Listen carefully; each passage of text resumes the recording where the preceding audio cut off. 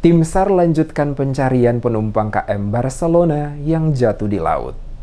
Tim SAR lanjutkan pencarian penumpang KM Barcelona yang jatuh di laut. Penumpang kapal motor KM Barcelona Latifah Sunet 65 tahun dilaporkan terjatuh ke laut saat kapal berlayar dari Sanana menuju Ambon. Peristiwa nahas tersebut terjadi di sekitar perairan Tanjung Alang pada Senin 24 Februari sekitar pukul 5:58 waktu Indonesia Timur. Setelah mengetahui korban terjatuh, KM Barcelona segera berputar beberapa kali di sekitar lokasi kejadian untuk melakukan pencarian, namun korban belum ditemukan. Hingga kini tim rescue dari Kantor Pencarian dan Pertolongan Basarnas Ambon bersama keluarga korban serta warga sekitar masih melakukan pencarian. Proses pencarian pada hari pertama terkendala kondisi cuaca di sekitar Teluk Ambon dan dilaporkan berawan dengan tinggi gelombang mencapai 1,25 meter dan kecepatan angin sekitar 20 knot. Kepala Kantor Pencarian dan Pertolongan Ambon Muhammad Arafa mengungkapkan bahwa pihaknya menerima laporan kecelakaan laut ini pada pukul 8:20 waktu Indonesia Timur melalui stasiun radio pantai Ambon. Dijelaskan, setelah menerima informasi, Badan SAR langsung mengerahkan satu unit Rigid Buoyancy Boat atau RBB beserta tim rescue menuju titik lokasi untuk melakukan pencarian. Muhammad Arafah belum memastikan kronologi kejadian yang menyebabkan Latifah Sunet terjatuh dari kapal. Pencarian korban dilakukan hingga sore hari namun belum ada tanda-tanda keberadaannya.